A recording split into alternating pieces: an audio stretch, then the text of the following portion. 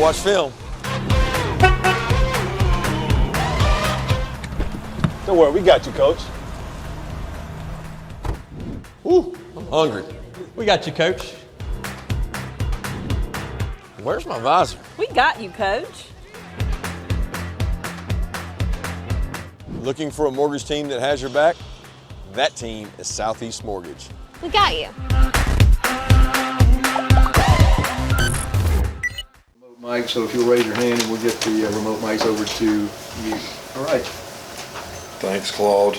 I would open with congratulating my former teammate, Champ Bailey, to the College Football Hall of Fame, which he's already kind of gotten the nomination and gotten into it, but we're going to recognize him, I guess, at halftime or sometime in the game. But I'll get the word out when it is. But During the game, I know he's going to get recognized, and he was also the Georgia-Florida Hall of Fame was there Saturday. But congrats to Champ, and what he's meant to our program and the way he represents University of Georgia is pretty awesome. So I'm happy for him.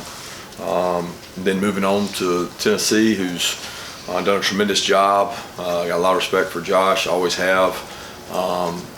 Knew him as a player and now as a coach. You know, he was at Missouri for a few years early on and had a lot of success. And now moved to Tennessee and done a tremendous job. His entire staff, they've done an incredible job with all the work they've done. And our guys are excited and looking forward to a top matchup in Sanford Stadium. I know our fan base will be loud and proud. I want to challenge our fan base to be, I mean, everybody talks about the Notre Dame game, but we want it to be louder than that. We wanted to be there earlier than that. We had some great matchups last year here at home, and I thought they really affected the game. Each time we had a big matchup, so we'll need them again and need them to be ready to go.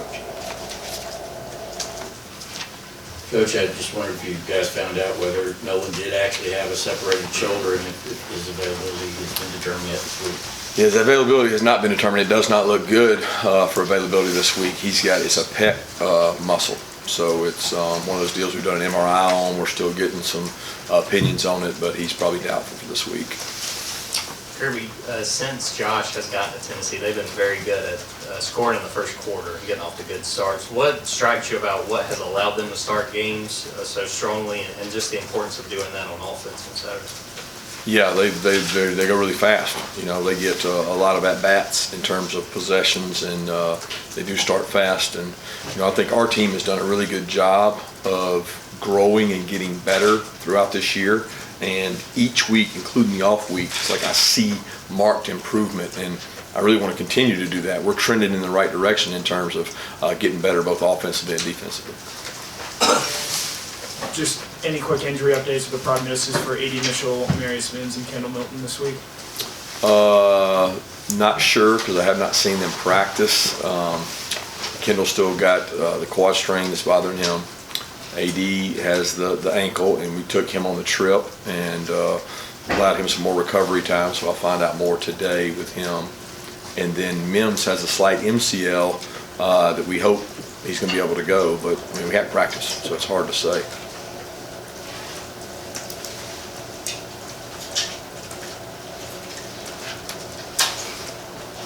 Coach, I know back when you guys would have to face a triple option every year, you kind of do stuff over the summer, maybe the bye week.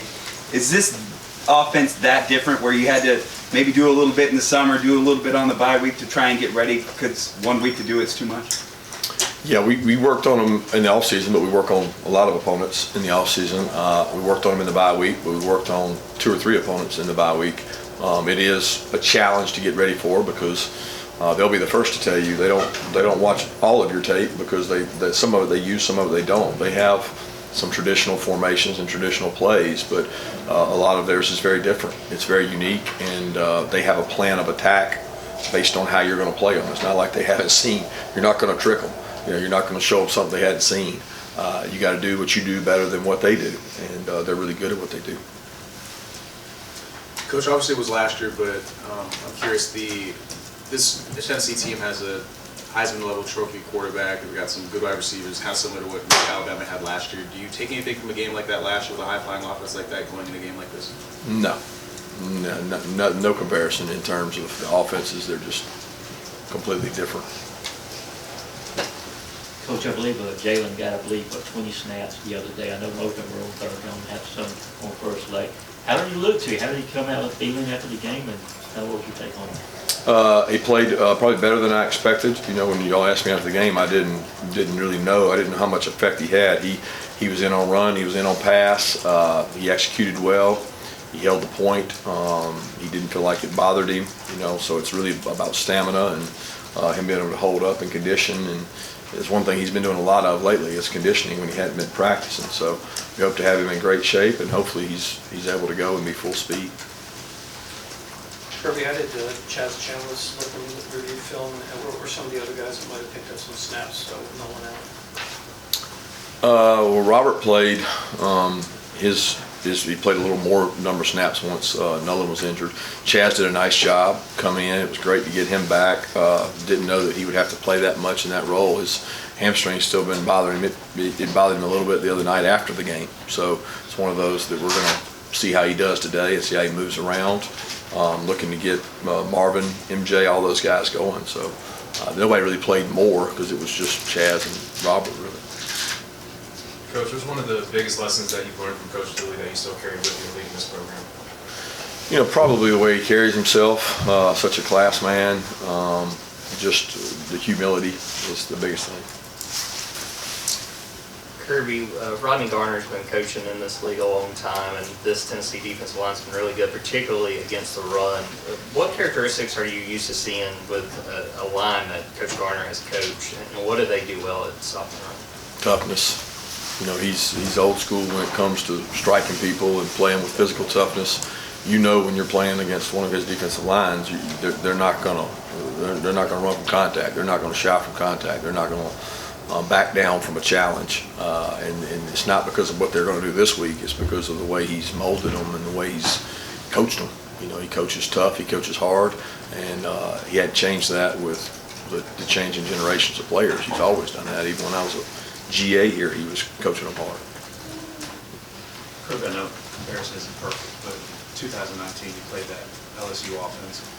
Did you walk away from that just saying the best way to fight that is to have a good offense too, or were there some defensive tweaks that you felt like also had to be undertaken? Well, going back to that game, you know, it was tough because they had 5, 6 something first rounders. When you throw Jamar Chase in there and all the guys, they had the quarterback, they had all these first rounders in there, and they were really talented. And they did a really good job executing. They did use some tempo. They didn't use, probably, it's not the same tree of coaching, you know. There were some things we learned from that have helped us in the future, and we've always kept them in our package of the 3 down, different looks they had. You know, we used 7 DBs in that game. You use different looks, and you try to give them some confusion. But there's not a lot of similarities between the two offenses, if that's what you're asking. Yeah, obviously you work on conditioning every week, but with the way Tennessee's tempo is, how much of an extra emphasis do you have on that this week, knowing especially with the defensive side of the ball, you've got to be able to play multiple snaps and also shuttle in and out of the field quickly? Yeah, you can't. I mean, you can't get your players in shape in 1 week. If you're not in shape, then you did something wrong long before. So we've been building towards this week in terms of, since week 1, the conditioning level of our players has been a concern every week for me. It's one of the major concerns is, are you in good enough shape? Because if you're not, you can't make it up in 1 week. So it's one of those things we work really hard on. I don't know how much other teams condition in the country, but we do a lot because I think it's really important. Unfortunately, we haven't had a lot of games where we had to play a lot of snaps. So that goes back to, if you're not playing them in the game, you better get it done during the week. And you know, we've worked hard at it. You're going to find out on Saturday if we're in shape or not. I can promise you that, because they're going to try to get a lot of snaps in. What makes Tennessee's 4 receivers so explosive? Is it the ability to create separation successfully, or is it any other aspect? Speed, space, scheme, talented arm.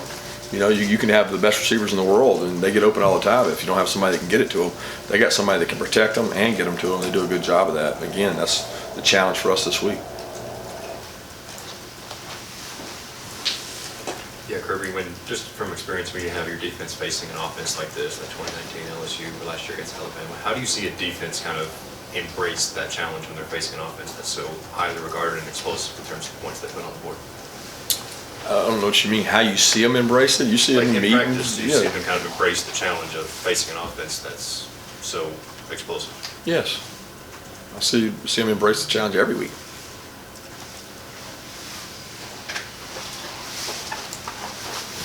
Kirby, you mentioned Hendon Hooker. Just what really stands out in preparing for him, and maybe how far he's come even from facing him last year? Just another year experienced in the offense. You know, he's one step ahead of where he was. Think of the reps and the games he's played since the games last year. He's just as elusive. He's got just probably the same arm talent. Those two don't improve. It's his decision making and his processing, and the guys around him are playing better too. I mean, they're playing much better across the offensive line. They're running the ball. They got explosive playmakers that are playing better. So they've improved around him, and he's improved. Coach, I think you said, and Stetson definitely said, what his best game Saturday against Tennessee. How do you, looking back on it, how do you think he performed on Saturday, and how do you feel like he's ready for this challenge on Saturday? He'll get ready this week, and he did some really good things in the game, some elite things he did in the game. He had some decisions that he wish he'd take back. And I don't know many quarterbacks that play a game that you can't say that about. You're just trying to wipe those away, because in the game of college football, including Tennessee and every team in the country, they put a ton on the quarterback to make decisions, and we do the same with Stetson. So, he's not always going to make the right decision. We just got to make the right one more times. Kirby, what are some of the big factors that go into making that call on fourth down, whether to go for it, especially when it's not the most favorable distance sometimes? Just, tape study. How have they played those situations? How have we played those situations? What is our plan for those situations? What are our plays? What's the time and a half? What's the score? What's the momentum? What's our red zone defense? What's their red zone offense like? I mean, there's a lot that goes into it, and ultimately you got to, make a decision and affect whatever happens afterwards and roll on. We're next play mentality. If we hadn't gotten it, then we'd have to go out there and stop them. With this being only the third time in SEC football history that the top two teams from the AP poll have played against each other in the regular season, is this just another conference game, or do you prepare for this any different? No, I don't. We don't prepare for it any differently based on rankings, if that's what you're asking. The rankings, I don't even know the rankings were what they were. I mean, it's a big game, right? There's nothing about a number being in front of it. It would be a big game regardless, because both teams are in the East.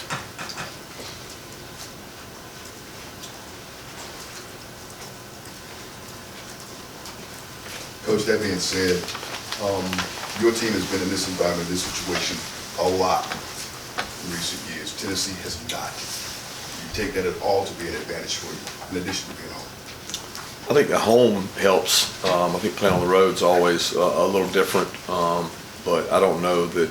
I mean, they played some big games this year. They played at Pitt. They played Alabama at home. They played some really good teams, and they played really well against them. So I don't think that the playing in the big games, every game is a big game, to be honest with you, in the SEC. So it's not like some guys go into it thinking of it differently. But I do think playing at home is important. Certainly an advantage usually in our conference.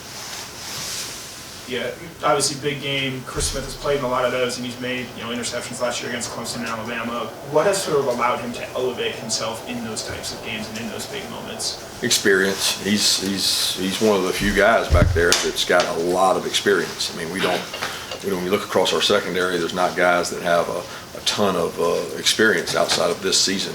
Keely's got a little bit, but outside of that, Chris has played in a lot of football games, so that's allowed him to make some of the plays he's made. Is there an update on Darius after that hit he took over? Yeah, he's dealing with a head injury and hopefully getting back, but we don't know when. With the tempo they play with, it feels like one of those weeks where your field generals got to do a lot of recognition even without being able to look to the sideline. How do you feel like, you talked about Chris Smith, guys like Jamon have grown into those roles of being able to recognize on the fly and kind of get guys lined up right? Yeah, it's tremendously important every week, but it's even more important at the decision-making and the process with which they go with pace. They've got multiple paces they use, and they can go as fast as anybody in the country. They practice it, they preach it, they do a really good job researching themselves and figuring out how they can go faster. And our job is to be able to match that tempo and match that conditioning level. Coach, in the Missouri and Florida games, you guys lost a turnover battle, but still came out on top. But it seems like this is a game where you can't afford to give this team extra possessions. Is there an extra emphasis on protecting the football and creating turnovers this week? Yeah, it's incredibly important. I don't know that there's an extra emphasis because I would never say that we emphasize it one week more than another. You know, you can't not emphasize turnovers, right? Like that's the emphasis. That's what we start every practice with. It's what we hang our hat on. That's what we protect our program with is the ball. So I can't say it's extra, but it's certainly important.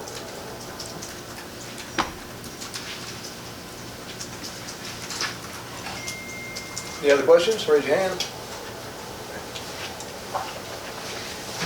Coach, ask you about Don Blaylock too. Did he get banged up on that? Yeah, his back had a lower back spasm, but I think he's going to be fine. I think he should be able to go today. He didn't play anymore after that when he landed on that fade ball, the interception. Kirby, how do you feel about your secondary given the unique challenges that this offense presents? Excited to see them go compete. You know, I think they've gotten better each and every week, grown some depth in the secondary, playing some other guys. I'm looking forward to the opportunity. I mean, one thing's for sure, they're going to get to cover. They're going to find out because there's no hiding anybody when you play these guys. Got time for 2 more questions? Anybody?